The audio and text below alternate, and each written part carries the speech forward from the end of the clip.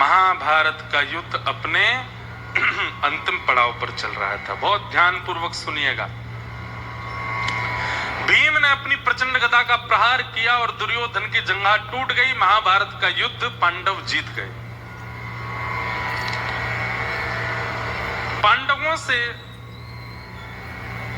इस दुष्कृत्य का बदला लेने के लिए दुर्योधन ने अश्वत्थामा से कहा कि तुम सोते हुए 5 पांडवों को मार दो। तब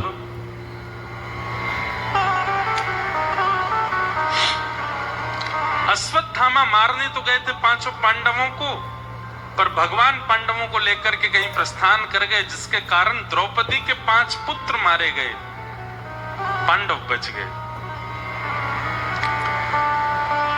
प्रातः काल का समय हुआ, जब देखा कि 5 पुत्र मरे पड़े हैं, रोने लगी द्रौपदी। अर्जुन को जब ये बात पता चली, अर्जुन ने संकल्प ले लिया कि जिसने भी 5 बालकों को मारा उसको जीवित नहीं छोड़ूंगा। अश्वत्थामा को बंदी बना लिया, पकड़ लिया, द्रौपदी के सामने प्रस्तुत कर दिया।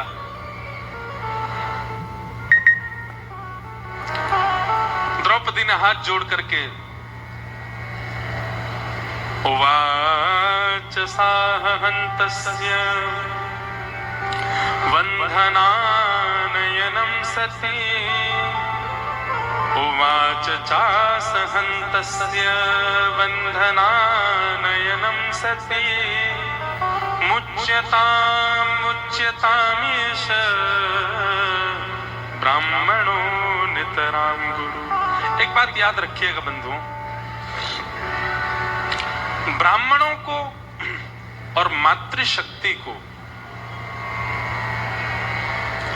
कितना भी बड़ा दंड हो, उनको मृत्यु दंड देने का विधान नहीं होता। उनको मृत्यु दंड नहीं दिया जाता। शास्त्रीय बात है।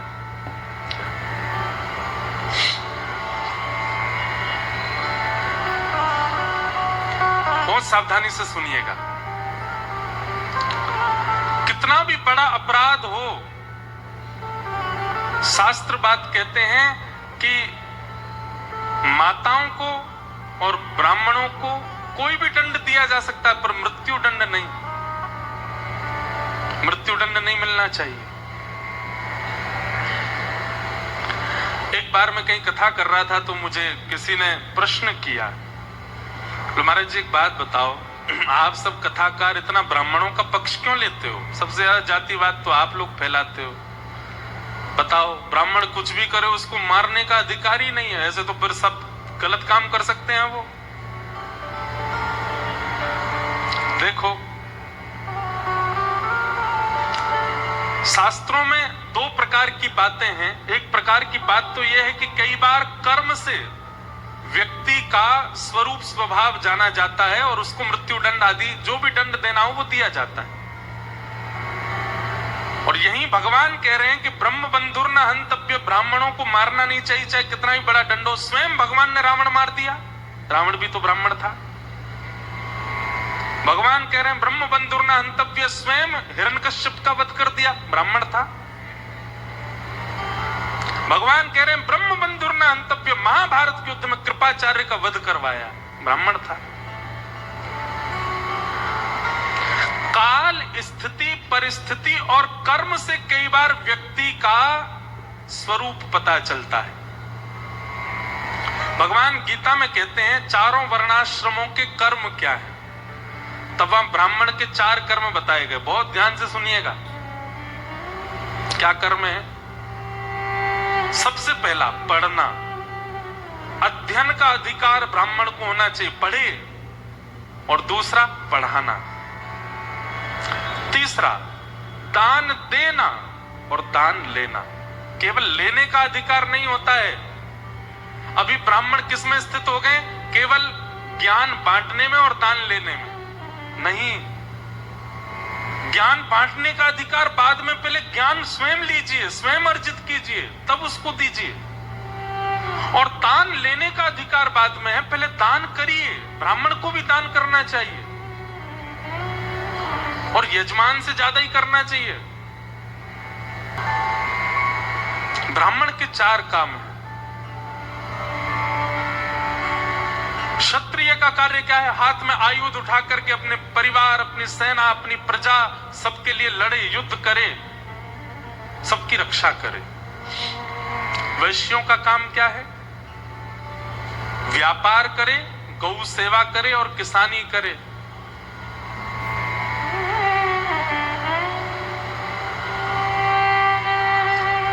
भगवान ने सबके कर्मों को बताया और वहां ठाकुर जी कहते हैं कि यदि कोई वर्णाश्रमी अपने कर्म ना करके दूसरे वर्णाश्रम का कर्म करता है तो कहीं ना कहीं वो उसी वर्ण का ही माना जाएगा।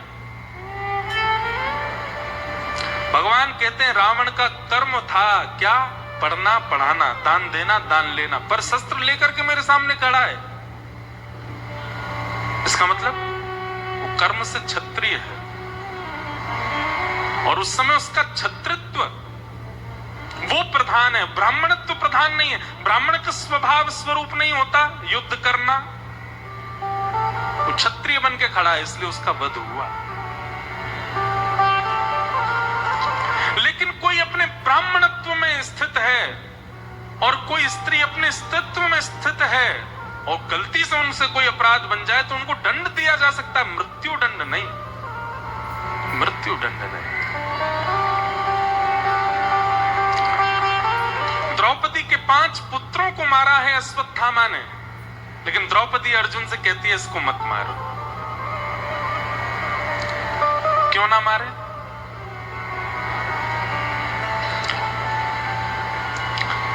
तब द्रौपदी ने यहां पर 5 बातें कही हैं, बहुत ध्यानपूर्वक सुनिएगा। हर व्यक्ति को निर्णय लेने से पहले इन 5 बातों का ध्यान रखना चाहिए कि धर्मम न्यायम शकरुणम निर्वलीकम समम महत् राजा धर्म सुतो राज्ञा प्रत्यनन्त्य द्विजा। हर व्यक्ति, जो भी पंडाल में बैठे, जो भी कथा सुन रहे हैं, सब बहुत ध्यान से सुनिए। किसी भी निर्णय को लेने से पहले इन 5 चीजों का ध्यान रखिएगा। सबसे पहला, मैं जो निर्णय लेने वाला हूं, मैं जो अभी बात करने वाला हूं, वह धर्म है कि नहीं, वो कहीं अधर्म तो नहीं। सबसे पहले धर्म का ध्यान रखिए। धर्मम। दूसरी बात, न्याय। कहीं मैं गलत व्यक्ति का पक्ष तो नहीं ले रहा हूं। अगर मेरा अपना भी गलत है तो उसका भी पक्ष नहीं लेना है। न्यायम, मैं जो निर्णय लूं उससे न्याय होना चाहिए। सबसे पहले धर्म का ध्यान रखो, दूसरी बात न्याय का ध्यान रखो, तीसरी बात सकरुणम, तीसरी बात दया को भी स्थान दीजिए अपने निर्णय में। इतने क्रूर मत हो जाइए निर्णय लेते समय, थोड़ा दयावंत होकर के भी सोचो। करुणा। चौथी बात, निष्कपटता। उसमें कपट नहीं होना चाहिए कि यह व्यक्ति मेरे बहुत काम आता है तो मैं इसका भला चालू, नहीं। निष्कपट होकर के आप रखो अपने भाव को। और अंतिम बात, समम, समता। ये 5 बातें विचार करके जो व्यक्ति अपने जीवन के निर्णय लेता है, ठाकुर जी उससे बहुत प्रसन्न रहते हैं। द्रौपदी ने जो ये निर्णय लिया है कि मेरे बालकों के हत्यारे को मत मारो, इससे पहले 5 बातें सोची। अर्जुन कह रहा है, बोले इसने तुम्हारे बालकों को मार दिया, द्रौपदी तुम कह रही हो उसको छोड़ दो। द्रौपदी कहती है, अर्जुन इसको मारने से मेरे बच्चे जीवित हो जाएंगे? नहीं, तो फिर इसको क्यों मारना? बोले ना भैया, ने यहां पे पीछे बोल दो। सबसे पहली बात, इसको मारने से मेरे बालक जीवित नहीं होंगे। दूसरी बात, अपनी मां का इकलौता बेटा है और बेटे के मृत्यु पर मां को कितना कष्ट होता है। अर्जुन, ये इस वक्त मेरे साथ हो रहा है, मेरे 5 पुत्र मारे गए हैं। युवावस्था में पुत्र का जाना मां को इतना कष्ट देता है, मानो जैसे हजारों बिच्छुओं ने एक साथ डस दिया हो। और जिस पीड़ा में इस वक्त मैं हूं, मैं नहीं चाहती कोई और मां जाए। अश्वत्थामा की मां इसी के भरोसे है, इकलौता बेटा है, ये मर जाएगा तो इसकी मां को कितनी पीड़ा होगी। इसलिए मेरी प्रार्थना है, आप इसको मत मारो। दूसरी बात, तीसरी बात क्या कहती है?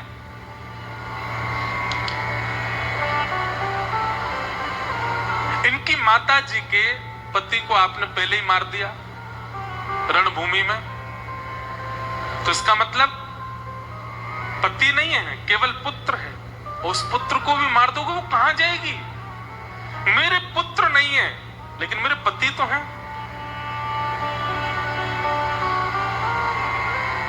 5 पुत्र नहीं है तो क्या हुआ?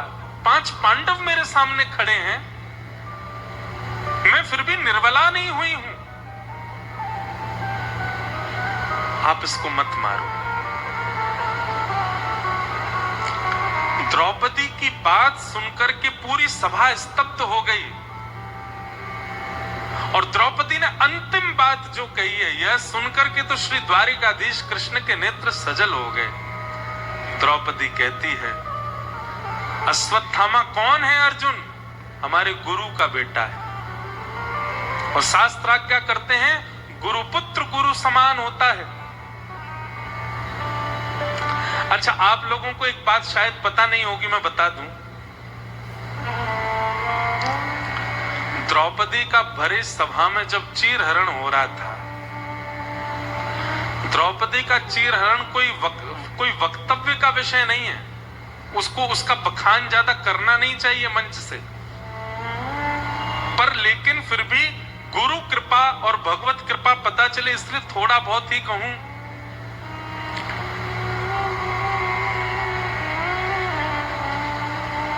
ऐसा दृश्य था द्रौपदी चीरहरण का कि जिसको कोई देख नहीं सकता।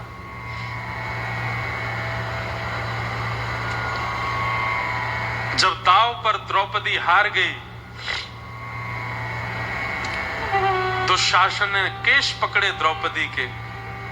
अत्यंत पवित्रात्मा द्रौपदी, जिनका नाम पंच कन्याओं में शास्त्रों में बताया, रोज सुबह उठकर के यदि पंच कन्याओं को प्रणाम किया जाए जिसमें एक द्रौपदी है तो उसका दिन मंगल में होता है। ऐसी पवित्रा द्रौपदी उसके केश पकड़ करके घसीट रहा है दुशासन भरे सभा में। निर्बला दुर्बला द्रौपदी अपनी रक्षा कर रही है और उसके मन में एक विश्वास है कि मेरे पति मुझे नहीं होने देंगे, ये मेरी रक्षा करेंगे। लेकिन 5 पांडव अपनी नजर नीचे करके बैठे। दुशासन निर्वस्त्र कर रहा है भरी सभा में। द्रौपदी मन में विचार कर रही है कि मेरे पति मेरी रक्षा नहीं कर रहे।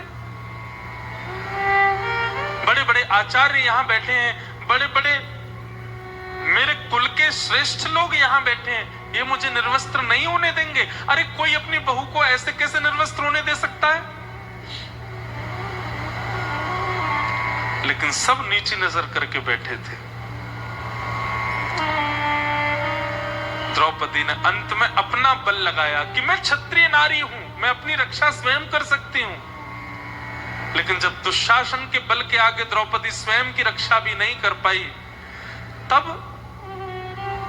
दक्षिण भारत के एक प्रकांड विद्वान इस बात पर टीका करते हुए कहते हैं कि द्रौपदी ने दोबारा किसी को नहीं देखा। पांडवों को एक बार देखा, उन्होंने सिर झुका लिया, तो पांडवों को दोबारा नहीं देखा। भीष्म पितामह, द्रोणाचार्य आदि जितने भी यहाँ श्रेष्ठ जन बैठे हैं, इनकी ओर भी एक बार देखा, इन्होंने रक्षा नहीं की, तो दोबारा द्रौपदी ने उनको भी नहीं देखा। तीसरी बार द्रौपदी ने जब अपना बल स्वयं रक्षा में लगा दिया, जब वह भी काम नहीं आया, उसके बाद द्रौपदी ने एक व्यक्ति को दोबारा देखा। किसको? सभा में बैठे हुए कृपाचार्य, गुरु कृपाचार्य। क्यों देखा? द्रौपदी के मन में एक भावना उत्पन्न हुई, ये कौन है? ये गुरु है। गुरु की इतनी महिमा शास्त्रों में बताई है, गुरु का इतना भाव शास्त्रों में बताया गया। गुरु गोविंद दोनों खड़े काकेला। कबीरदास कह रहे हैं, बलिहारी गुरुदेव की जो मोह गोविंद दियो बताए। गुरु ब्रह्मा गुरु विष्णु गुरु देवो महेश्वरा, गुरु साक्षात पर ब्रह्म तस्मै श्री गुरुवे नमः। गुरु के लिए अज्ञान तिमिरांधस्य ज्ञानांजन शलाकया चक्षुरुन्मीलितं येन तस्मै श्री गुरुवे नमः। हर जगह गुरु की इतनी महिमा बताई गई, लेकिन वह गुरु भी नजर नीचे करके बैठे थे। फिर भी द्रौपदी ने एक बार और गुरु की ओर देखा। क्या? एक तो आप हमारे गुरु हैं, दूसरे आप आचार्य हैं, और तीसरा आपका नाम ही है कृपा। द्रौपदी ने दूसरी बार जब कृपाचार्य की ओर देखा, तो कृपाचार्य ने नजर उठा करके द्रौपदी की ओर देखा, और द्रौपदी की ओर देखते हुए कृपाचार्य ने केवल एक इशारा किया, भुजा उठा करके एक उंगली उठाई, और एक उंगली उठा करके द्रौपदी को मानो इशारा कर दिया, तू कहां किसके प्रपंच में पड़ी है द्रौपदी? तू किसकी शरण में जा रही है? तू किनसे शरणागति मांग रही है? तू किनसे अपनी मदद करने की भीख कर रही है?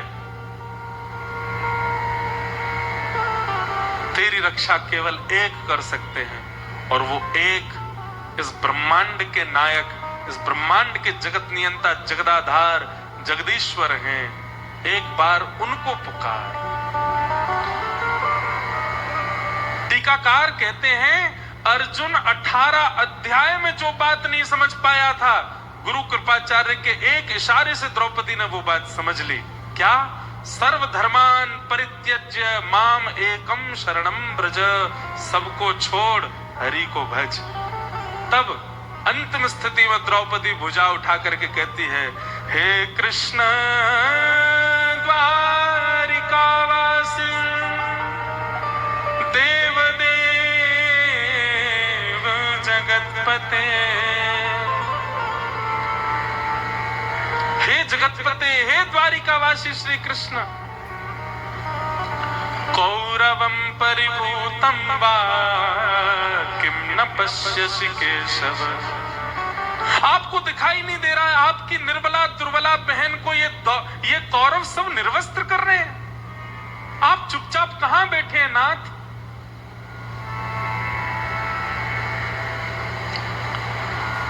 गुरु कृपाचार्य के एक इशारे से द्रौपदी समझ गई मुझे किसको पुकारना है। सूरदास जी का एक पद है, प्रभु जी मोरी क्या बिगड़ेगी, जाएगी लाज तुम्हारी। मोपति पांच पांच के तुम पति, सोपति का है बिसारी। मेरे 5 पति हैं, पर मेरे 5 पतियों के भी पति जगतपति आप हो, मैं आपको कैसे भूल सकती हूं? भीष्म द्रोण और कर्ण दुशासन, भीष्म द्रोण और कर्ण दुशासन, इन मोरी लाज उघारी। प्रभु जी मोरी क्या बिगड़ेगी, जाएगी लाज तुम्हारी। और अंत में तो कह दिया, शूर शाम तुम पछताओगे, कब? जब मोहे देख उघारी। अरे कहीं आपने आने में विलंब कर दिया और कहे मैं कहीं उघारी अवस्था में हुई तो नाथ पछताओगे मुझे देख करके। फिर कहते हैं भगवान श्री कृष्ण रुक्मिणी जी के साथ द्वारिका में चौसर खेल रहे थे जिस समय द्रौपदी पुकार रही थी, और चौसर खेलते खेलते ठाकुर जी अत्यंत क्रोध में भर करके खड़े हो गए। रुक्मणी जी ने चरण पकड़ लिए, नाथ क्या हुआ, आप इतने क्रोध में? भगवान ने दोनों मुट्ठियां बांध ली और कहने लगे, रुक्मणी जी आप प्रस्थान करो, वैकुंठ को प्रस्थान करो। क्यों? बोले क्योंकि अब यह पृथ्वी नष्ट होने वाली है, ब्रह्मांड नष्ट होने वाला है, मेरी अनन्य भक्ता द्रौपदी का चीरहरण किया जा रहा है। इस ब्रह्मांड को मैं नहीं रहने दूंगा जिस ब्रह्मांड में मेरे भक्त का चीरहरण किया जा रहा है।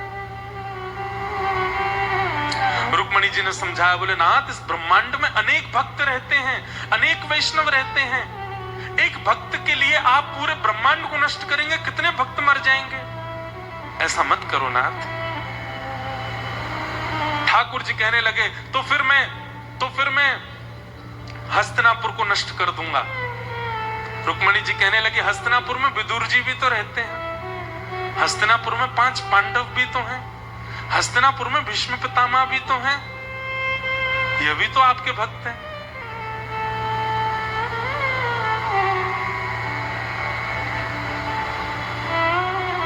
भगवान कहते मैं दुशासन दुर्योधन कौरवों को नष्ट कर दूंगा। रुक्मणी जी बोली, आप ये सब मत विचार करो नाथ, आप तो केवल द्रौपदी की रक्षा करो। और भगवान का एक नवीन अवतार हुआ उस दिन। कौन सा? वस्त्रावतार। ठाकुर जी ने वस्त्र रूप धारण किया। दुशासन की भुजा थकित भई, वशन रूप भय श्याम। ठाकुर जी वस्त्र बनकर के प्रकट हो गए, खींचते। और सुनो बंधुओं, हमारे कृपालु नाथ जिस समय द्रौपदी की रक्षा करने के लिए पधारे थे, उस समय द्रौपदी रजस्वलावस्था में थी। उस अवस्था में है जिस अवस्था में स्पर्श नहीं किया जा सकता। पर ठाकुर जी वस्त्र बनकर के आए, स्पर्श की तो क्या कहें, पैर के नख से लेकर के सिख तक भगवान ने अपने अंक में भर लिया हो, मानो द्रौपदी को कोई निर्वस्त्र ना कर सके। वशन रूप भैसा। और एक बात कहें, उसी दिन दुर्योधन, दुशासन, भीष्म पितामह, द्रोणाचार्य, कृपाचार्य, धृतराष्ट्र, इन सब का अंत निश्चित हो गया था। भगवान गीता में कहते हैं, जब अर्जुन सबको मारता है, भगवान कहते हैं अर्जुन मरे मरायों को मार रहा है तू, ये पहले ही मर चुके हैं, मेरी दृष्टि में पहले ही गिर गए थे। बस योजनाएं बनाई जा रही थी कि इसको कैसे मारना, उसको कैसे मारना, बाकी ये तो मरे हुए मुर्दे हैं सब। तो ये बात, ये कथा मैंने क्यों सुनाई आपको? द्रौपदी ने आज अश्वत्थामा को छोड़ दो, यह बात अर्जुन से कहते हुए अंत में कहा कि हमारे गुरु का बेटा है। वही गुरु कृपाचार्य जिन्होंने भरी सभा में मुझे संकेत, भले ही कृपाचार्य कौरवों के पक्ष में थे, पर हैं तो वो गुरु। बंधुओं, गुरु शब्द बहुत पवित्र है। गुरु व्यक्ति कैसा भी हो, गुरु व्यक्ति का स्वभाव स्वरूप कैसा भी हो, यदि शिष्य की निष्ठा श्रेष्ठ है तो गुरु अपने आप श्रेष्ठ हो जाएगा। गुरु का गुरुत्व शिष्य के शिष्यत्व पर निर्भर करता है। पति का पतित्व पत्नी के पातिव्रत पर निर्भर करता है। पत्नी का पतित्व, पत्नी का पत्नित्व पति के पत्नीव्रत पर निर्भर करता है।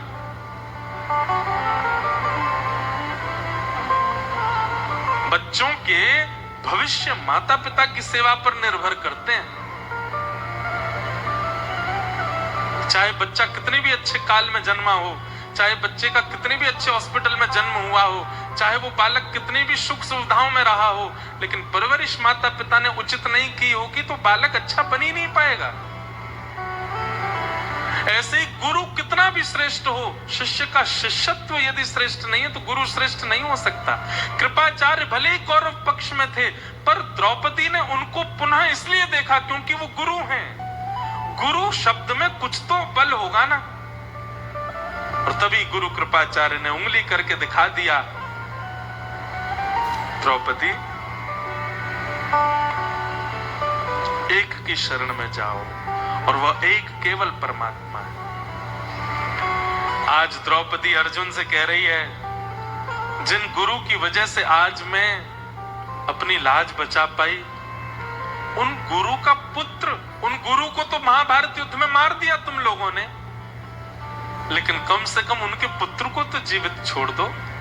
अरे मेरे ऊपर ही कृपा नहीं की कृपाचार्य जी ने, तुमको धनुष उठाना उन्होंने सिखाया, तुमको बाण चलाना उन्होंने सिखाया, तुमको युद्ध भूमि में खड़ा होना उन्होंने सिखाया। क्या हुआ अगर उन्होंने कौरवों का पक्ष लिया? तो थे तो वो हमारे गुरु। कम से कम उनके पुत्र को तो मत मारो।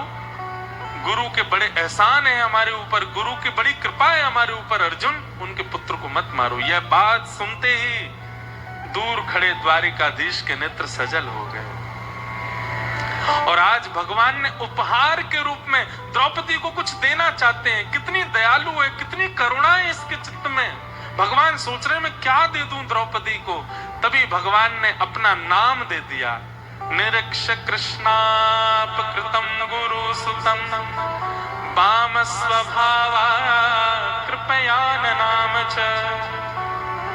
भगवान का नाम है कृष्ण और द्रौपदी को भगवान ने नाम दिया कृष्णा। ठाकुर जी ने नाम दिया कृष्णा। भगवान ने द्रौपदी को हृदय से लगा लिया। वो कह दिया सबको, बोले आज के बाद द्रौपदी को जो भी देखे कृष्णा कह करके पुकारे। मैंने अपने नाम से संबोधित किया है। क्यों? मैं दया का देवता हूं। बहुत दिन से दया की देवी ढूंढ रहा था, आज मिल गई मुझको। ये दया की प्रत्यक्ष प्रतिमूर्ति है। इसलिए भगवान ने अपना नाम द्रौपदी को दिया। बोलो भक्त वत्सल भगवान की।